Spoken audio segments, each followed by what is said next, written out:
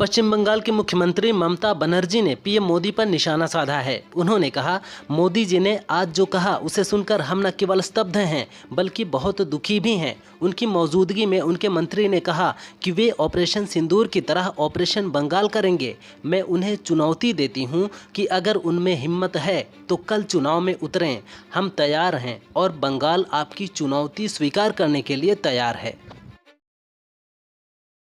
America ने बड़े पैमाने पर चीनी स्टूडेंट्स के वीज़ा रद्द करने का ऐलान किया है। विदेश मंत्री मार्को रूबियो ने कहा, ऐसे चीनी छात्रों का वीज़ा रद्द किया जाएगा जिनका चीनी कम्युनिस्ट पार्टी से कोई संबंध है या जो टेक्निकल फील्ड में पढ़ाई कर रहे हैं।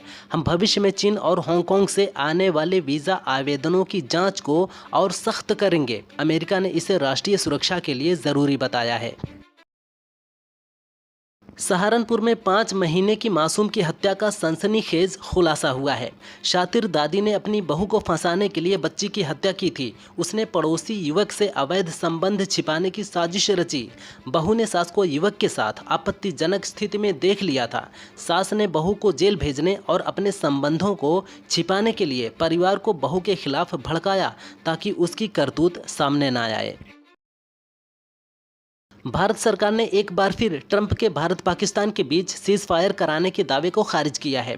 एमईए प्रवक्ता रणधीर जायसवाल ने कहा कि सीज फायर के लिए किसी भी चर्चा में व्यापार या टैरिफ का मुद्दा नहीं उठा था। दरअसल यूएस के एक कोर्ट में ट्रंप प्रशासन ने कहा कि अमेरिकी राष्ट्रपति ने ही टैरिफ के जरिए भारत पाकिस्तान को सीज फायर के लिए तैयार किया।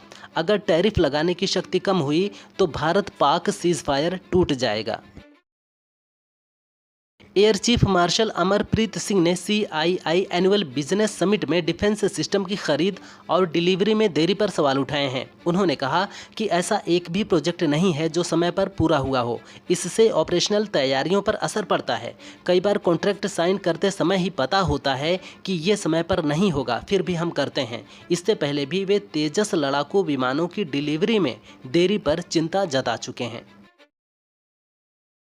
इजराइल ने अपने कब्जे वाले वेस्ट बैंक में 22 नई यहूदी बस्तियों को मंजूरी दी है। इसकी घोषणा इजराइल के रक्षा मंत्री काटजे और वित्त मंत्री बेजालेल स्मोट्रिच ने की। उन्होंने कहा कि ये बस्तियां गैर कानूनी रूप से बनाई गई थीं, लेकिन अब इजरायली कानून के तहत इन्हें वैध कर दिया जाएगा। ये कदम फिलिस्तीन के विस्तार को रोकने के लिए उठाया गया है। इजराइल के इस कदम को फिलिस्तीनी प्रशासन ने खतरनाक बताया है।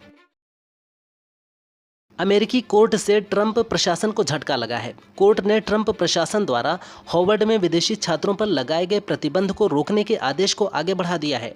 ट्रंप प्रशासन ने हार्वर्ड को विदेशी छात्रों के दाखिले पर रोक लगाने का नोटिस जारी किया था। इस फैसले के खिलाफ हार्वर्ड ने कोर्ट का रुख किया था। दरअसल ट्रंप प्रशासन की मांग है कि हार्वर्ड अपने यहाँ एनरोल्ड विदेशी छात्रों की जानकारी साझा करे।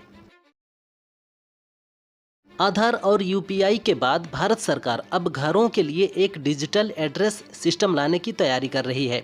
इस सिस्टम के लागू होने के बाद सभी पते को एक यूनिक आईडी मिलेगी, जिससे कुरियर, फूड डिलीवरी और सरकारी सेवाओं में आसानी होगी। इस आईडी को आप घर के पते का एक आधार या यूनिक नंबर मान सकते हैं। शीतकालीन सत्र के दौरान सरकार इसके लिए बिल ला सकती है। जापानी सरकार ने देश में बच्चों के अजीबो-गरीब नाम रखने पर रोक लगा दी है। अब पेरेंट्स बच्चों के नाइक, पिकाचू या पुडिंग जैसे नाम नहीं रख पाएंगे। किसी नाम को पढ़कर उसका सही उच्चारण समझ में नहीं आया तो अधिकारी उसे रद्द कर सकते हैं। अब सरकार ये चाहती है कि लोग ऐसे नाम रखें जिन्हें पढ़ना और समझना आसान हो, ताकि किसी तरह की परेशानी ना हो। प्रशासन का कहना है कि अजीबो-गरीब नाम का चलन कुछ सालों में बढ़ गया है। हवाई जहाज़ में कुछ विशेष ऑपरेशन के लिए हॉर्न लगे होते हैं। जब प्लेन ग्राउंड पर होता है तो इसमें लगे कई प्रकार के फ़ैन काफ़ी आवाज़ करते हैं, जिसकी वजह से ग्राउंड पर काम कर रहे लोगों को कुछ सुनाई नहीं देता है। ऐसे में कॉकपिट का कैप्टन किसी को बुलाने के लिए ग्राउंड कॉल या मैकेनिक हॉर्न बजाता है। इसके अलावा टेक ऑफ करते समय किसी प्रकार की इमरजेंसी होने पर कॉकपिट कैप्टन इमरजेंसी हॉर्न बजाता है।